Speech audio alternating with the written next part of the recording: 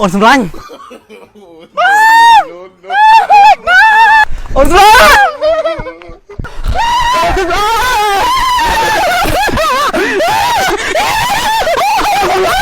ลูกซอมสัตว์นี้คือจีประเภทมนุษย์ปะหูจุ่มนี้มันเป็นชูดให้พวกมันเป็นชีนาไม่ได้ทาเปะกันดาว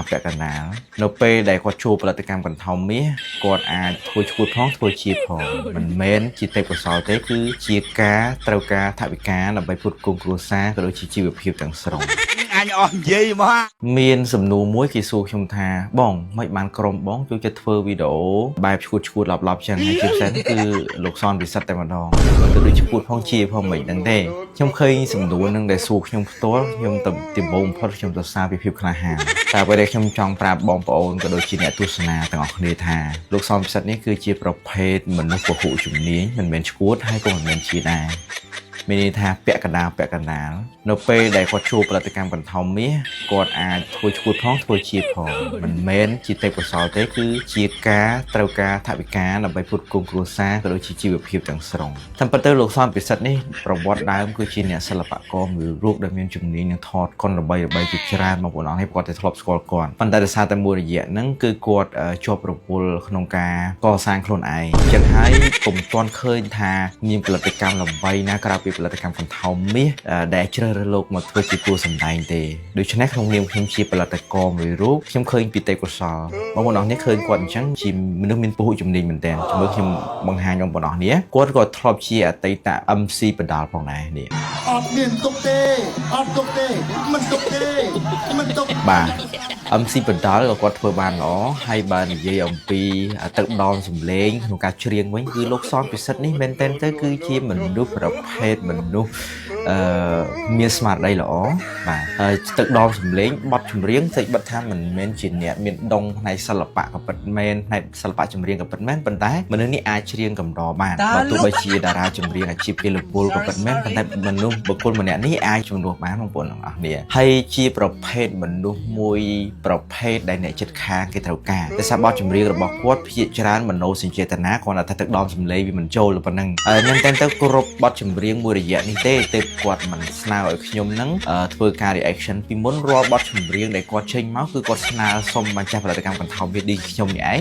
ឲ្យធ្វើ reaction ហើយក្នុងមួយ reaction គឺត្រូវការប្រើបាយមួយពេលនឹងទៅមើលកូនម្ដងដែរប៉ុន្តែសារតែដើមជាមួយគាត់ធ្វើឲ្យមានភាពស្និទ្ធស្នាលគេចាប់អារម្មណ៍ថាខ្ញុំនឹង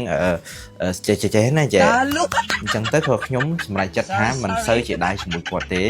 ហើយខ្ញុំក៏ដើរតែកន្លែងវាយបាល់ទេដោយសារតែកន្លែងវាយបាល់ភាគច្រើនគឺសិតតែមនុស្សដែលអស់លុយបាទអស់លុយមែនតែខ្ញុំចង់ប្រាប់បងប្អូនអរថាជាចុងក្រោយខ្ញុំប្រាប់ថាលោកសំពិសិដ្ឋនេះគឺជាមនុស្សមិនមែនឈួតហើយក៏មិនមែនជាដែរគាត់ជាមនុស្សដែល flexible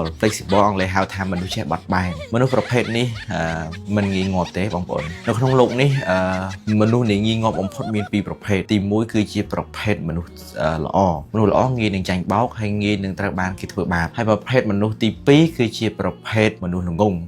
ងក៏ជាប្រភេទដែលមនុស្សងាយងាប់បំផុតដែរពីព្រោះវាជាឧបករណ៍ក៏ដូចជាងាយនឹងត្រូវបានមនុស្សឆ្លាតក៏ដូចមនុស្សអាក្រក់ហ្នឹងធ្វើបាបផងដែរហើយមនុស្សពីរប្រភេទទៀតដែលរស់នៅបានយូរបំផុតដូចគ្នាគឺជាប្រភេទមនុស្សអាក្រក់ហើយនិងមនុស្សឆ្លាតហើយជាមនុស្សលោកសំពិសិដ្ឋនេះគឺជាប្រភេទមនុស្សឆ្លាតបាទបាត់បែនមែនទែននៅពេលដែលស្ថានភាពរដូវកាលខ្សែភាពយន្តមិនទាន់ជ្រើសរើសរូបលោកជ្រើសបានផលិតកម្មដ៏ល្អបំផុតគឺផលិតកម្មបន្ថំមាសតែបើថាផលិតកម្មយើងមិនទាន់មានលទ្ធភាពឲ្យបាយស៊ីមួយថ្ងៃ3ពេលក៏ពិតមែនប៉ុន្តែផលិតកម្មយើងព្យាយាមមែនទែនគឺកាហ្វេមួយកែវហើយនិងបាយព្រឹកមួយពេលដែរហើយតួសម្ដែងយើងមានបងប្អូនយើងក៏សុំដាក់ពាក្យមកច្រើនផងដែរដោយសារតែផលិតកម្មខាងយើងឥឡូវនេះមិនទាន់មានថវិកាណាឡើយយើងក៏សម្រេចចិត្តយកតែលោកសំពិសិដ្ឋក៏ដូចជាលោកគ្រូទឿហើយកញ្ញាពីចរណៃនៅក្នុងផលិតកម្មយើង3តែប៉ុណ្្នឹងហើយថ្ងៃមុខគឺយើងនឹងមានការជ្រើសរើសតួសម្ដែងបន្តទៅទៀតប៉ុន្តែដោយសារតែផលិតកម្មយើងចិត្តបិទទ្វារហើយអញ្ចឹងខ្ញុំគិតថា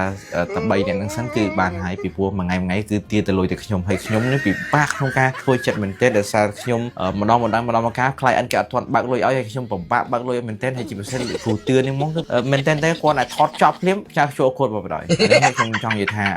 ក្នុងនាមជាបញ្ចប់ផលិតកម្មមួយរូបដែលមិនទាន់បានចុះបញ្ជីហើយមែនទែនទៅខ្ញុំខ្លាចតែរាល់ថ្ងៃហ្នឹងខាងពុន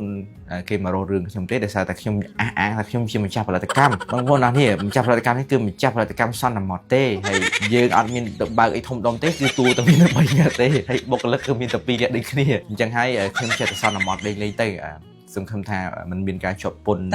ចាំបាទហើយជាចុងក្រោយខ្ញុំចង់ប្រាប់បងប្អូនថាលោកសនពិសិដ្ឋនេះគឺជាមនុស្សមួយភេទដែលមានពហុជំនាញច្រើនមែនទែនហើយសូមផលិតកម្មផ្សេងទៀតសូមកុំយកគាត់ទៅអីដោយសារតែមែនទែនទៅបើយកសិនពីយកគាត់ទៅផលិតកម្មបឋមយើងនឹងដូរឆាប់ៗទៅបានគុណច្រើនទៀតហើយអញហើយតែបានផ្ទះបាញ់អត់ត្រូវមែនបងប្អូនអរនេះគឺជាសុទ្ធរបស់ខ្មែរយើង 100%គីណាល់គឺជាផលិតផលរបស់ខ្មែរផលិតនៅក្នុងប្រទេសខ្មែរដោយសុទ្ធការីរបស់ខ្មែរដូចគ្នា